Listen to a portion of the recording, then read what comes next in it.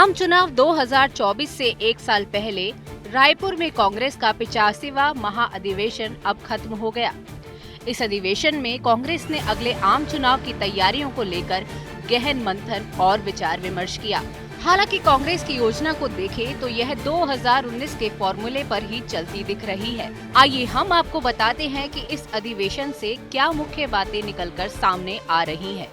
इस अधिवेशन में जो बात सबसे खुलकर सामने आई वो ये रही कि 2019 की तरह ही राहुल गांधी कांग्रेस की प्रचार कमान संभालेंगे, वहीं 2024 चुनाव अभियान का भी नेतृत्व करेंगे।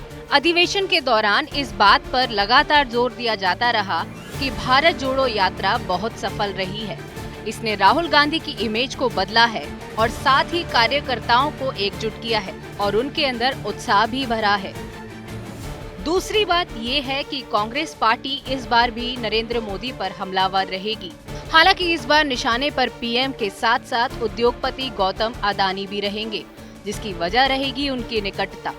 आपको बता दें कि पिछली बार भी मोदी के साथ उद्योगपतियों की निकटता को कांग्रेस ने मुख्य मुद्दा बनाया था। इसके अलावा मोदी सरकार के अलोकतांत्रिक रवैये, सांप्रदायिकता जैसे मसले पर भी कांग्रेस मुखर होकर लड़ेगी। किसी और व्यापारियों को इतना मदद सरकार ने नहीं किया जितना अडानी को किया।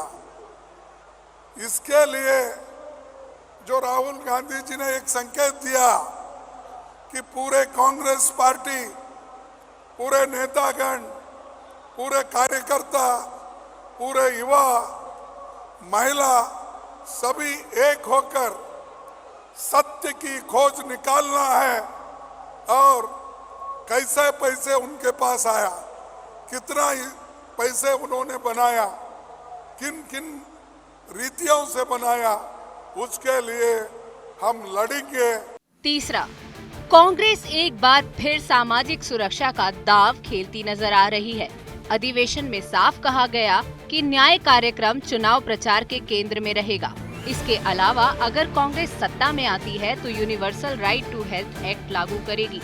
अधिवेशन में यह भी तय किया गया कि कार्यकर्ता और नेता आगामी चुनावों में कांग्रेस शासित राज्यों के मॉडल को सामने रखने की कोशिश करें। इसमें राजस्थान की मुख्यमंत्री चिरंजीवी स्वास्थ्य बीमा योजना और छत्तीसगढ़ की राजीव गांधी किसान न्याय योजना प्रमुख है। इनके अलावा कांग्रेस ने ये भी तय किया है कि वह आगामी चुनावों में साल 2004 से 2014 के दशक में कांग्रेस के शासनकाल की भी बात करेगी। कांग्रेस के नेतृत्व में देश ने अब तक का सर्वाधिक जीडीपी ग्रोथ रेट हासिल किया।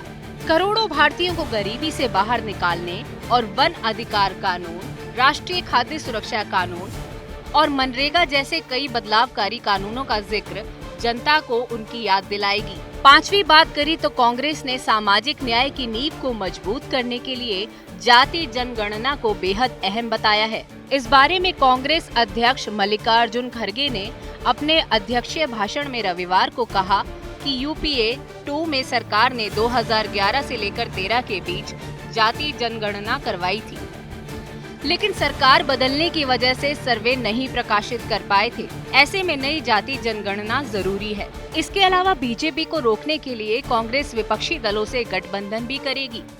ये मैसेज भी पार्टी ने ही दिया है। पार्टी के संकल्प पत्र में कहा गया कि समान विचारधारा वाले राजनीतिक दलों के साथ मिलकर एक साझा और रचनात्मक कार्यक्रम के जरिए संविधान को बचाने के लिए भी काम करेगी। चुनाव आज तक।